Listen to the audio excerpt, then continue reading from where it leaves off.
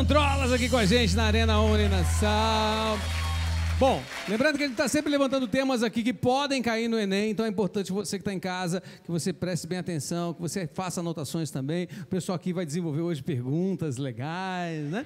Você está acompanhando a gente pela TV Clube, também pela internet, através do nosso canal do YouTube da Uninasal. É só você acessar direitinho, que você tem acesso, inclusive, a todos os outros programas que já foram exibidos aqui. E aí, deixa eu aproveitar já, né, reforçar aqui a apresentação dos nossos queridos convidados, falar do Genésio Padilha, que ele, o cara não é fraco, não, é arquiteto urbanista formado pela Uniceub, lá em Brasília, com especialização em gestão de obras e projetos, já trabalhou em diversas áreas ligadas à arquitetura, entre projetos, setor público e ONGs, atualmente cursa mestrado em desenvolvimento urbano na UFPE e é professor da Uninasal. E hoje a gente está com um tema aqui, que é sobre a rua como moradia. Professor, seja bem-vindo. Obrigado. Né? E é um tema que a gente é muito importante a gente debater, né? Porque é uma coisa que a gente vê crescendo atualmente no Brasil de uma forma grande aí. A situação, as pessoas em situação de rua têm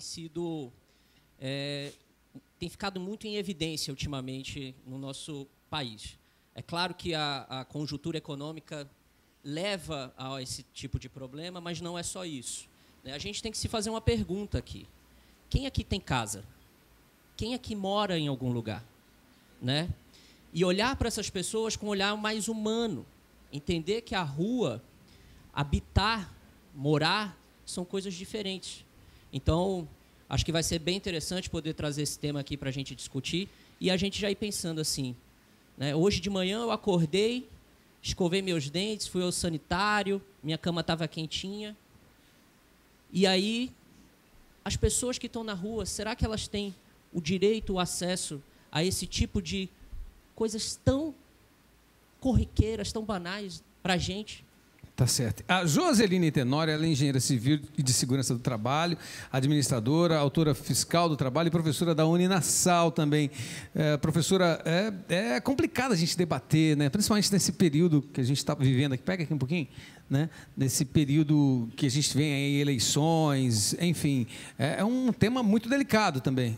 Eu fiquei muito feliz de ter sido escolhida pelos colegas, porque minha área é muito mais uma área técnica, embora tenha a auditoria de trabalho nos dá uma visão muito grande do mundo, porque a gente vê o ambiente de trabalho do trabalhador, mas antes de tudo a gente olhar o outro, que é aquele outro que sofre, que teve sonho um dia, que quis. Eu não acredito que ninguém nasceu. Meu projeto de vida é viver na rua.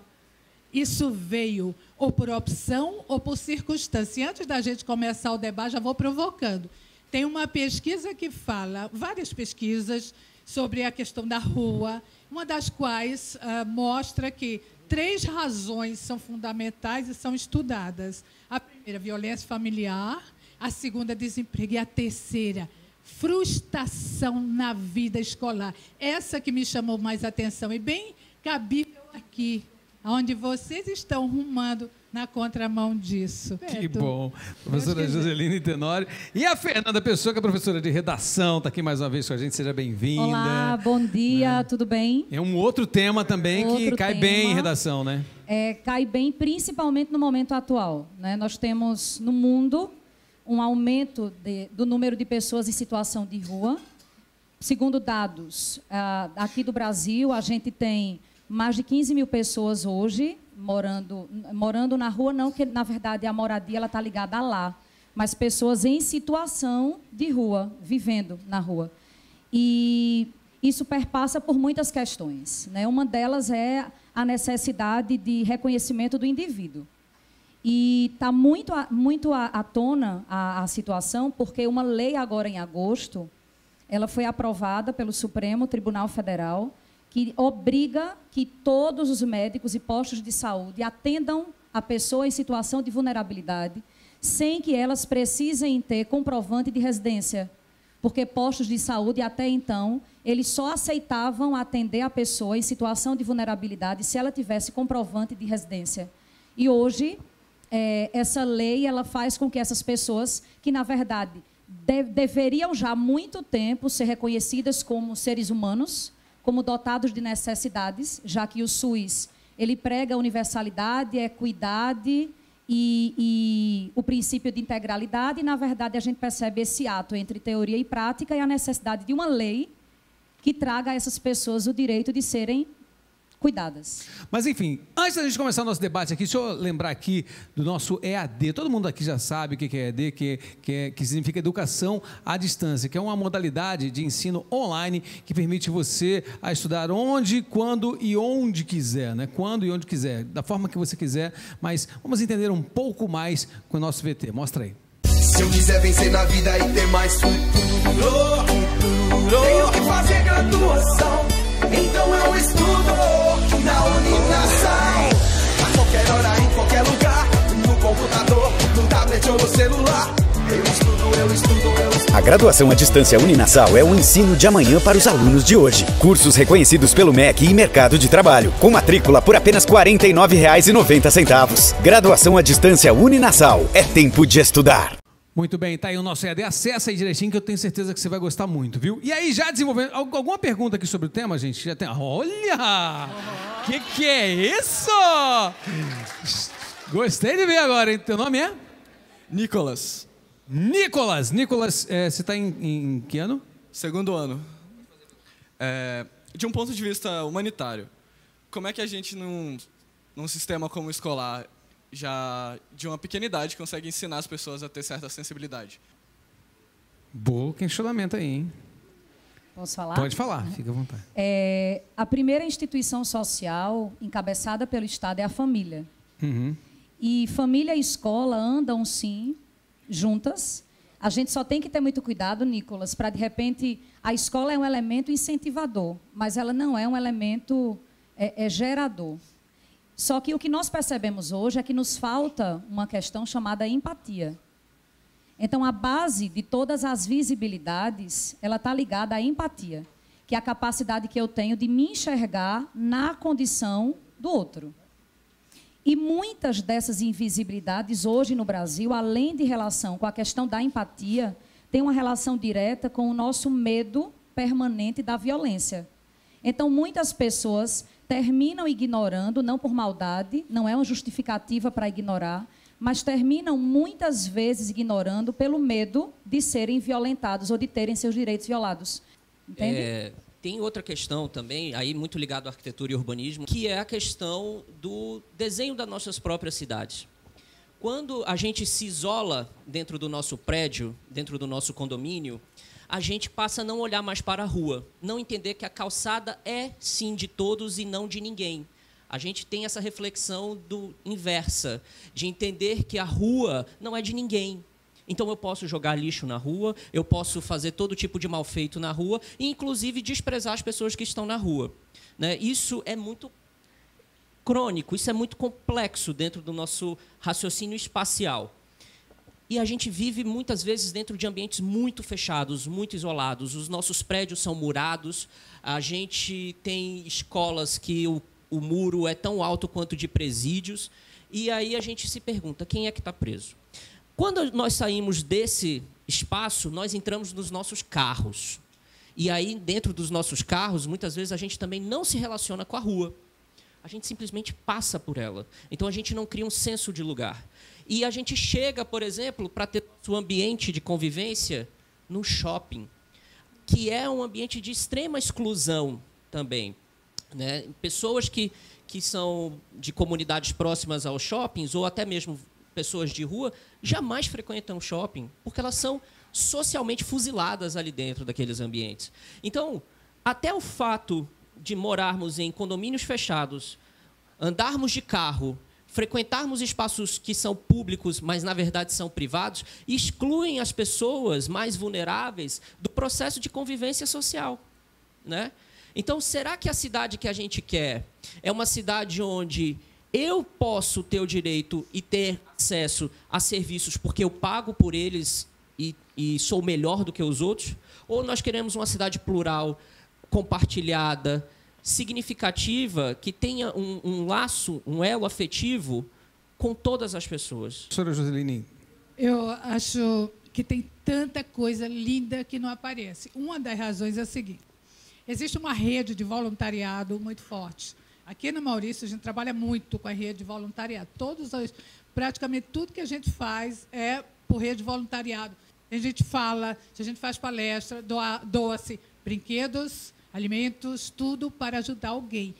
Como a rede de voluntariado tem sua missão, não aparece muito. Mas vocês se surpreenderiam se soubessem como tem projetos lindos, inclusive de um colégio, que montaram um protótipo para dar banho e fazer higiene dos mendigos, coisa mais linda. Tá? Foi o colégio da minha filha, estudou a minha filha, falando da Fernanda também. E uma coisa linda, existe sopa todas as noites, e é lindo, porque é ecumênico. Várias igrejas diferentes fazem isso. Então, Nicolas, sua pergunta foi maravilhosa, porque muitos pais estão atentos a isso. E essas crianças e adolescentes que vão no grupo, elas não têm medo dos moradores de rua. Elas não vão ser agredidas por... Posso fazer uma testemunho? Acho que tem a ver com isso aí. Só um minutinho. Quem quiser pode pesquisar uma ONG chamada Ruas. Linda. Fala. Eu faço parte de um grupo desse. Né? E quando o Nicolas falou aí sobre a humanização, a gente só consegue se humanizar quando você se permite entrar no mundo do outro. Exatamente. Né? E eu faço parte de um projeto chamado Samaritanos, que consiste basicamente em sair na rua com carros, entregando pão, leite, café, água, cobertor. E a gente para, em alguns lugares, são rotas pela cidade inteira, a gente para e senta junto deles no chão, olha no olho, né? Aproxima o olhar. E aí, meu amigo, não tem como ele ficar mais invisível a você, né? Depois você começa a ir várias vezes, ele lembra seu nome, né? E você tem um vínculo, né? Ele faz... São os nossos melhores momentos. Bom, vamos fazer o seguinte, olha, muito boa, muito boa. Bom, você já viu que o debate aqui vai se prolongar, tem muita coisa, muita gente já querendo perguntar aqui, o pessoal participando intensamente, mas eu vou pedir um intervalo comercial rapidinho, eu vou pedir a banda para tocar mais uma para a gente ir para o intervalo, já já a gente volta com mais debate aqui falando sobre o tema de hoje, que é a rua como moradia. Vamos lá?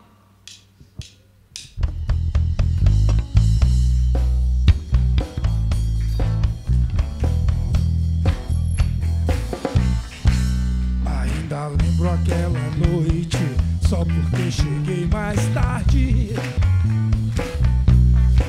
Ainda arde a lembrança de te ver assim tão contrariada. Meu bem, será que você não vê, não ouvi nada? Venha para a Uninasal, a única de Pernambuco recredenciada com nota máxima pelo MEC. Porque eu só faço com você, eu só quero com você, eu só gosto com você. Adivinha o que? Boa! De volta com a Arena Uninasal, com os alunos do Souza Leão hoje aqui com a gente.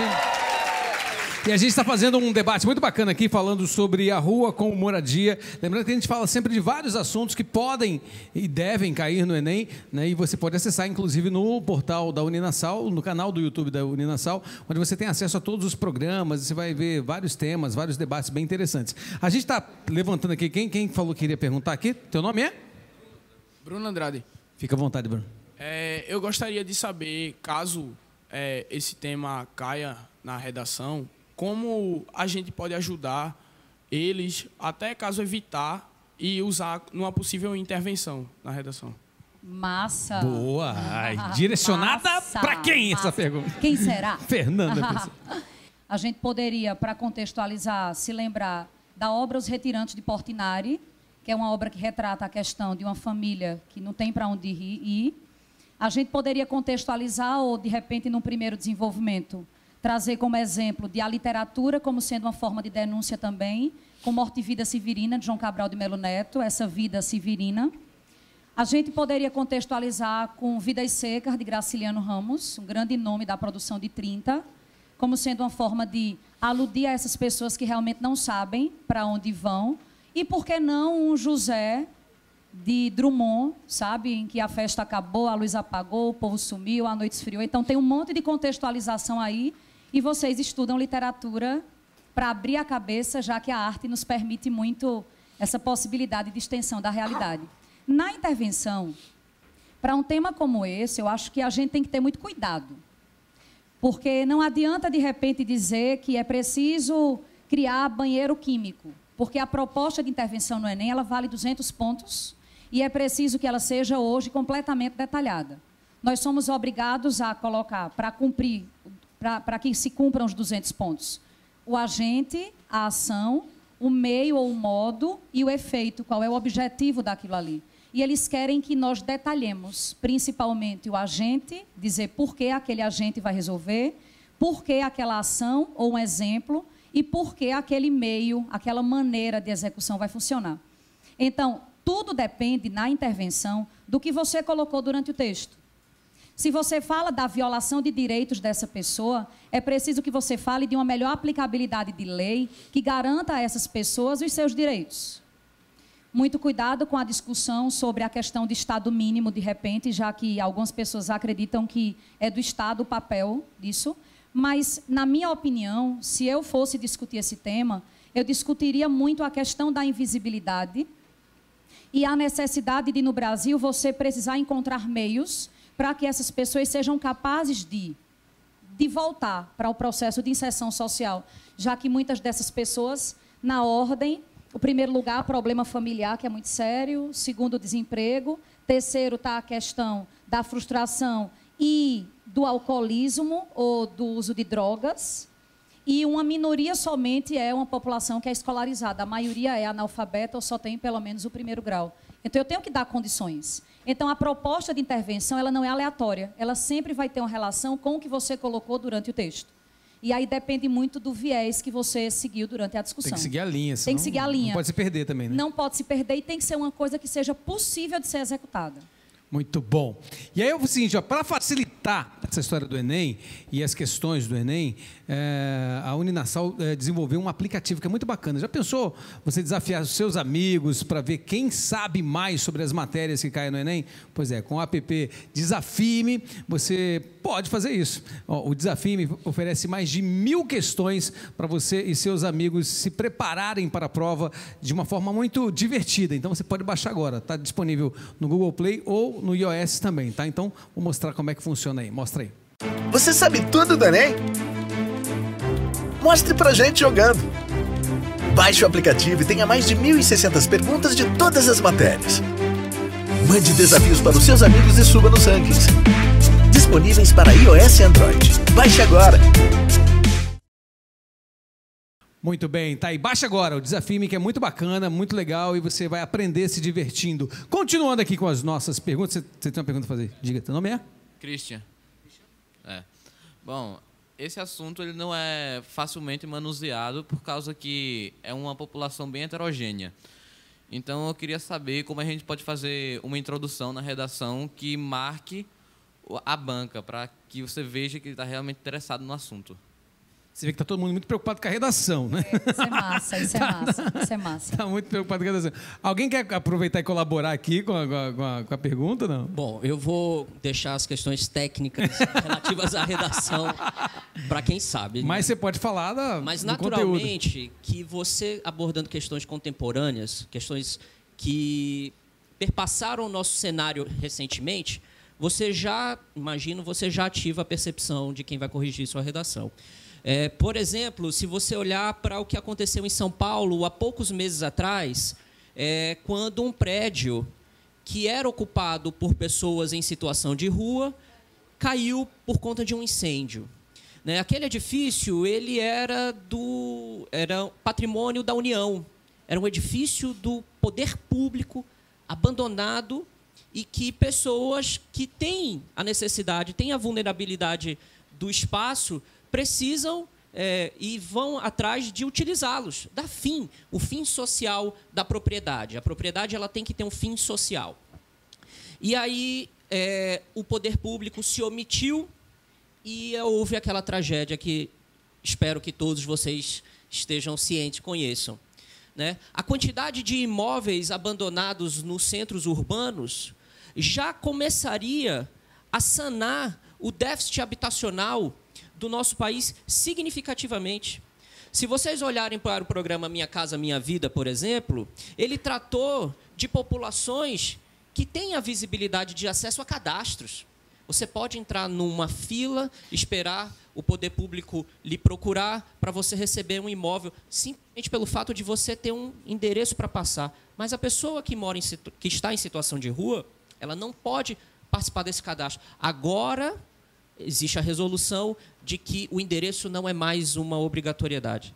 Então, se você observa o que vem acontecendo na nossa contemporaneidade, eu acredito que você tem muita possibilidade de desenvolver um raciocínio que conecte as pessoas em situação de rua à realidade que vão além dessa situação, né? De omissão social, de segregação, de ódio. A gente está falando muito de ódio hoje em dia, ódio nas redes sociais, né? E aí a gente não se humaniza, objetifica as pessoas e elas continuam nessa situação. Que não é, gente, de jeito nenhum, uma questão de opção. Ah, mas por que o cara não vai lá e procura um trabalho? Porque simplesmente não há. Para aquelas pessoas não há. Por que ele não vai para a escola? Porque ele não pode fazer um cadastro. Então, assim, não é tão simples. Não é simplesmente uma canetada. É uma atitude. Nós temos que ser ativos e cobrar do poder público, porque o Estado tem essa responsabilidade, que dê diretrizes que realmente promovam a inclusão e a inserção social dessas pessoas. Ok. Vou abrir para a última pergunta aqui, rapidinho. Peraí. Eu acho que eu tenho que responder a dele. Ah, tá. Vai. Responde. Rapidamente, por conta do tempo. Rapidíssimo. Essa questão que ele colocou, e é bem importante, por isso a minha preocupação em te responder, o que ele abordou é muito interessante para o segundo desenvolvimento. Para o primeiro, para a introdução, como você sugeriu, existem milhões de possibilidades. Depende muito da sua cabeça na hora, por isso é bem legal que estejamos com a cabeça muito solta. Desde a alusão a Brás Cubas, de Memórias Póstumas de Brás Cubas, começando de uma crítica de uma pessoa, o narrador, ele é um defunto autor, e ele só teve coragem de denunciar os problemas da sociedade por estar morto. E Machado de Assis escreve isso em 1881. Então, eu poderia começar isso fazendo uma crítica a essa sociedade que, às vezes, se omite por querer tratar da questão, ou por não querer tratar da questão do invisível. Os temas que eu já falei, os retirantes de Portinari, os sertões de Euclides da Cunha, Vidas Secas de Graciliano, e, se quiser chocar dentro de uma coisa mais atual, por que não os Smurfs? Última pergunta aqui, rapidinho. Meu nome é Rebeca. Eu queria perguntar, porque assim, ele falou lá de São Paulo, e aqui a gente tem o Holiday, que muita gente vive, que era de rua, vive no Holiday. Só que falta políticas públicas para a inclusão dessa população. Então, como fazer sem ferir, porque a gente sabe que pode ferir hoje, mas sem catucar o governo, mas não tem políticas públicas, como fazer uma intervenção para isso, se não há uma solução?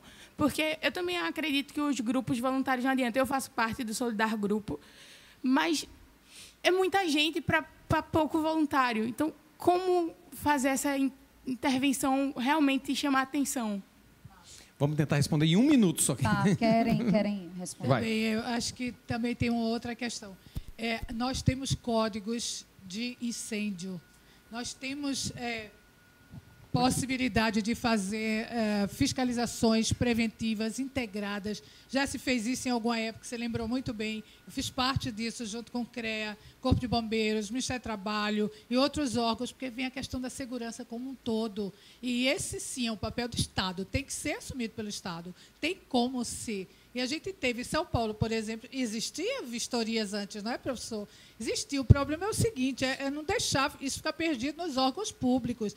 Quem sabe a gente alerte e procure os órgãos da prefeitura, no caso aqui da Prefeitura do Recife, e veja a situação desses prédios. Eu lembro de um prédio que a gente chegamos a interditar, porque tinha fiação exposta em todos os andares, em todos os locais. Como é que pode? A pessoa morrer de choque elétrico. Aí sim, questão de segurança do trabalho, segurança de vida, de prevenção de incêndio, tudo junto. Acho que a gente pode buscar esse caminho institucional. Muito bem. Final do nosso programa. Queria agradecer mais uma vez agradecer demais a Joseline Tenório, obrigado, querida, mais uma vez pela presença. Genésio Padilha também, obrigado aqui pela participação. Fernanda Pessoa, vamos colocar, para ficar mais rápido, eu estou colocando aqui, você está vendo aí no rodapé, o Instagram, as redes sociais de cada um, para ficar mais fácil e aqui todo mundo acessar direitinho. O que vai ter de gente atrás da Fernanda Pessoa, né, para assistir, tem um canal lá no YouTube também muito bacana. Lembrando que você pode assistir esse episódio quantas vezes você quiser através do canal do YouTube da Uninasal e também todos os outros programas que estarão disponíveis também. Das Antrolas, obrigado mais uma vez. Está aí também o Instagram das Antrolas. Quem quiser acessar, acessa. Eu queria encerrar com vocês de novo. Obrigado aqui ao pessoal do Souza Leão. Vamos embora. Semana que vem tá de volta. Vai! Não vamos reclamar do tempo perdido. Todos os dias antes de dormir, lembre quanto foi o dia. Sempre em frente, não temos tempo a perder. Nosso suor sagrado